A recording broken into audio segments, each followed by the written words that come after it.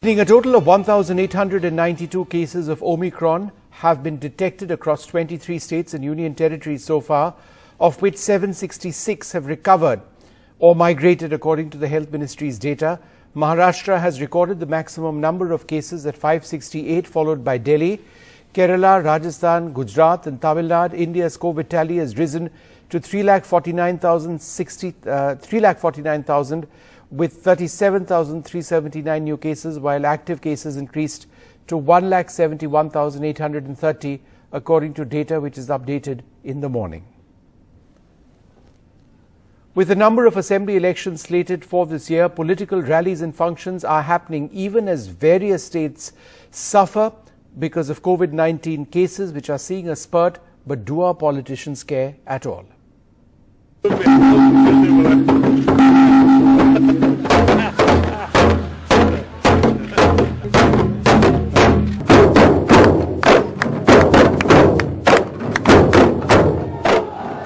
Prime Minister campaigning in election-bound Manipur. The UP Chief Minister too attending this event in Deoband, laying the foundation stone for an ATS office. After crisscrossing Goa and Punjab, the Delhi Chief Minister has tested positive for COVID. Congress's Ladki Hoon Lad Sakti Hoon marathon continues despite Priyanka Gandhi quarantining herself. From Punjab to UP to Goa, guess what is that one thing completely unaffected by the COVID third wave? Election rallies. Remember these pictures from the West Bengal elections 9 months ago? The second wave, accentuated by a political stubbornness to go ahead with the election rallies by the day and then hold COVID preparedness meetings in the night. 9 months later, no lessons learned, and the horrific nightmare playing out all over again. So the question is, why are these big election rallies being allowed? The Election Commission held a meeting today to review poll preparedness in the light of the fresh COVID wave. But when they've been asked about this in the past, they've simply said that till the time elections are announced and the state administrations start reporting to them, there is nothing they can do about it. So what can one expect of state governments and state administrations when state chiefs themselves are busy canvassing with zero regard for COVID protocols, social distancing or masks? ਕਿ ਜੇਕਰ ਆਪਾਂ ਆਪ ਜ਼ਿੰਮੇਵਾਰੀ ਨਾਲ ਜਿਹੜਾ ਹੈਗਾ ਆਪਣੇ ਆਪ ਦਾ ਆਪਣਾ ਕੰਡਕਟ ਨਹੀਂ ਵੇਖਾਂਗੇ ਤੇ ਫਿਰ ਇਹ ਗੱਲ ਕਿੱਥੇ ਰੁਕੇਗੀ। ਸੋ ਉਹਦੇ ਵਿੱਚ ਅਸੀਂ ਹੁਣ ਜਦੋਂ ਵੀ ਕੋਈ ਇਹ ਰੈਲੀ ਦੀ ਪਰਮਿਸ਼ਨ ਦੇਵਾਂਗੇ ਉਹਦੇ ਚ ਬਕਾਇਦਾ ਜਿਹੜੀਆਂ ਕੰਡੀਸ਼ਨਸ ਲਗਾ ਕੇ ਔਰ ਜਿਹੜੇ ਇਹ ਮੰਚ ਤੇ ਜਿਹੜੇ ਲੀਡਰਸ ਬੈਠਦੇ ਨੇ ਉਹਨਾਂ ਤੇ ਵੀ ਅਸੀਂ ਕੰਡੀਸ਼ਨ ਲਗਾਵਾਂਗੇ ਵੀ ਦੇ ਸ਼ੁੱਡ ਬੀ ਉਹ ਵੈਕਸੀਨੇਟਡ ਹੋਣ, ਮਾਸਕ ਲਗਾਇਆ ਹੋਵੇ, social distancing. Delhi has introduced weekend curfews in addition to night curfews. Similar steps are being taken in Mumbai as well. But leaders from these states out campaigning in other parts of the country seem to have relaxed their rules for themselves. So have the politicians forgotten the reality in these poll-bound states just 9 months ago? The floating corpses in the Ganges across UP just 9 months ago? Have they forgotten that 9 months ago cremation grounds ran on full in Punjab? Or that there was an oxygen plant mishap in a Goa hospital just 9 months ago? Is election simply a priority over health, with rallies as super spreader events and lessons from Bengal forgotten all in 9 months? Bureau Report, NDTV. There are 5,481 new COVID cases reported in the national capital, Delhi, today. Yesterday it was at 4,099, so a significant jump which has taken place. There were 496 cases on the 28th of December, but look at the number of cases now at 5,481 cases in the national capital.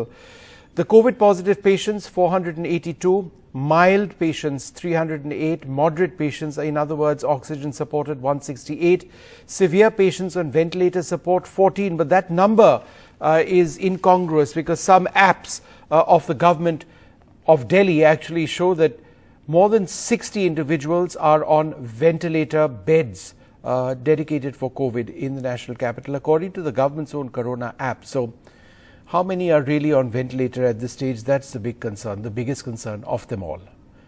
Delhi में Saturday और Sunday को यानी weekends पर अब curfew रहेगा। तो government offices work from home mode पे रहेंगे। बसें और मेट्रो पूरी कैपेसिटी पे चलेंगी। The weekend curfew in Delhi announced on a day when the Chief Minister announced that he tested positive for COVID. Arvind Kejriwal says he has mild symptoms. Delhi's current positivity rate is at 8.5% with daily cases crossing the 5,000 mark. The city's health minister has ruled out the possibility of a lockdown. Delhi में कोई lockdown नहीं लगाया जा रहा for the time. संक्रमण दर कितनी दर्ज होगी? लगभग 8.5% के आसपास। The news of a weekend curfew means a complete restriction on people's movements and curbs on non-essential activities. It also comes at a time when dozens of doctors across the national capital are testing positive for COVID. 23 doctors in Safdarjung have contracted the virus. At AIIMS, the winter break has been cancelled for medical staff who have been told to return to work immediately. The curbs announced today include weekend curfew on Saturdays and Sundays in Delhi. The night curfew will continue. Buses and metros will function at full capacity. Essential services will continue. Government offices barring essential services will have to return to work from home, and private offices are to function at 50% capacity and have been urged to opt for work from home for all employees. So how will this weekend curfew impact small businesses? असर पड़ेगा बहुत ज्यादा। हम क्या करके खाएंगे? सब party के नेता है जो मास्क नहीं पहन रहे और सोशल डिस्टेंसिंग नहीं है, लेकिन कर्फ्यू लग रहा है यहाँ। तो मैडम उनके लिए भी तो कर्फ्यू लगना चाहिए ना, हमारे को गरीब आदमी हम तो मारे जाएंगे। On the 27th of December, of a total of 1,382 COVID ICU beds with ventilators, only 11 were occupied. Today, of the 1,389 COVID ICU beds with ventilators, as many as 64 are occupied.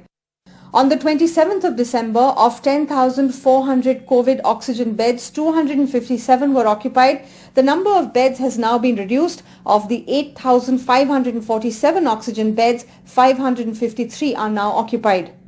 Delhi saw this coming. First, a public ban on gatherings before festivals, then a yellow alert, and now a weekend curfew announced on a day when the Chief Minister himself has said he has tested positive for COVID. All of this as India witnesses a third wave of COVID. With Sushil Rathi, Shanakshi Chakravarti for NDTV. Meanwhile, in Mumbai, 10,860 new cases have been reported in just the last 24 hours. Yesterday, Mumbai was at 8,082. Today, at 10,860 cases. Remember, most of these are now Omicron, with experts on this channel, in fact, yesterday saying that 75% plus of all cases in the metros plus Hyderabad are of Omicron. That's the new, much more transmissible variant. So let's compare. On the 28th of December, there were 1,333 cases. So just a few days later, we are now at 10,860 new COVID cases in 24 hours in Mumbai. The number of patients hospitalized at 834. On ICU beds and ventilators, we've got a breakup of numbers, as you can see over there, 2,472 in ICU beds or ventilator beds. Ventilator beds are quite large, that number. That's a cause of huge concern. Oxygen beds, 9,657. The Cordelia cruise ship with 66 COVID patients on board reached Mumbai from Goa this evening, is what Mumbai civic officials have said. The cruise liner anchored at a passenger terminal in South Mumbai's Ballard Pier around 6:30 p.m. and a team of the Brihan Mumbai Municipal Corporation and police personnel have reached the spot. The BMC have arranged for 5 ambulances, each 17-seaters, to take patients to a COVID care centre. If I can straight away take you to the hospitalization figures today, that's about 834 hospitalizations today, and of them 52 are dependent on oxygen support. Now I'm at the International Cruise Terminal in Mumbai, and what you see beyond these gates is of course that cruise ship, that massive cruise ship with around 2,000 odd passengers that has just docked in Mumbai on a day that the city reported nearly 11,000 cases, as you mentioned. Now the ship of course is here. You can see that white structure there is of course the ship just across these gates, and no one will be allowed to disembark. Now the ship of course had docked in Goa. There also no one was allowed to disembark. 66 people have tested positive. Now again in Mumbai they're all going to undergo tests. The ship of course right there, and everyone will remain inside the ship till at least tomorrow morning, when all tests will be completed. Now, once the tests are completed, those who test positive will be taken away in COVID ambulances that have been parked right at the gates of this cruise terminal, and then of course they will all, if they are positive, if they're negative, they'll be allowed to go. So 18,466 new cases reported in Maharashtra, 20 COVID-19 deaths reported in the state, with the case fatality rate now at 2.1%. 75 patients have been reported with Omicron. It takes a few days before the sequencing results actually come back, so you've now got that number of Omicron cases, the latest number. So far, a total of 653 patients have been infected with Omicron in the state. Now, Karnataka is presently doubling cases every 2 to 3 days. There are 2,479 new cases of COVID-19, 4 deaths. Of the 2,479 cases in Karnataka, 2,053 are in Bengaluru. There's a state positivity rate of 2.59%. A weekend curfew, this is news coming in, has now been announced in Karnataka from Friday 10 p.m. to Monday 5 a.m. I'm going to repeat that news. Weekend curfew announced in Karnataka. Weekend curfew from Friday 10 p.m. to Monday 5 a.m. People coming from Goa should have a COVID negative certificate to enter Karnataka. People coming from Kerala and Maharashtra should have a COVID negative certificate to enter Karnataka as well. An engineering student from Bengaluru has been arrested in the bully buy case in which Muslim women vocal on political social issues were put on an online auction. A woman from Uttarakhand, who is suspected to be the main accused in the case, has also been detained by the police. Vishal Jha, who was detained in Bengaluru and arrested after being brought to Mumbai, produced in court. The police say he played a key role in the bully buy app case that allegedly offered Muslim women for a so-called auction. He was brought to Mumbai yesterday and has been sent to police custody till January 10th. What is really shocking is that the kingpin may be a woman who's also being questioned now by the Mumbai police. The woman is also going to be brought to Mumbai on a transit remand from Uttarakhand. Police sources add that the duo came into contact on social media itself, and there are others involved in the racket as well.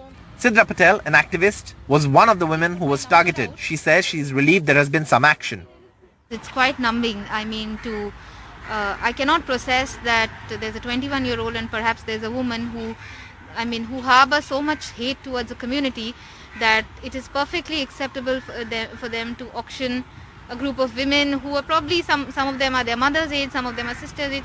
It is inconceivable for me. The start of the new year, the beginning of 2022, turned out to be horrible for several Muslim women who found themselves being auctioned online on the bully buy portal. Now, several of those women are dissenting voices, activists, journalists. Police sources say on social media the accused tried to show they were related to the Khalistani movement, but in reality, the police have not found any such links so far. Nothing is a solace enough for that humiliation that I went through in that moment, which I still feel for the anxiety that I'm going through. Nothing's going to, I think that's going to take a lot of time to get over it, because the investigation is going on. I don't know as we speak which group my photos are being circulated, who's looking at them. Sidra says it was Shiv Sena MP Priyanka Chaturvedi reaching out to her that made her file the complaint with the police. Women have often been at the receiving end of trolling, rape threats and other such crimes on social media, and the accused have often got away. But now, with the police acting on such cases, they say this is a welcome change from similar cases even in the recent past, like the Suli Deals case. In Mumbai, with camera person Sanjay Mandal, Saurabh Gupta, NDTV. The survivor of the 2017 kidnapping and sexual assault case has written to the Chief Minister of Kerala and the state police chief seeking justice. The survivor has asked for a reinvestigation in the case days after a film director made fresh allegations against one of the accused in the case, another actor Dileep, who's been charged with conspiracy. Malayalam film actor Dileep facing charges of conspiracy in a case of kidnapping and sexually assaulting another actor in 2017. The woman has now written to the Chief Minister seeking reinvestigation as the Supreme Court trial deadline of February 16th approaches.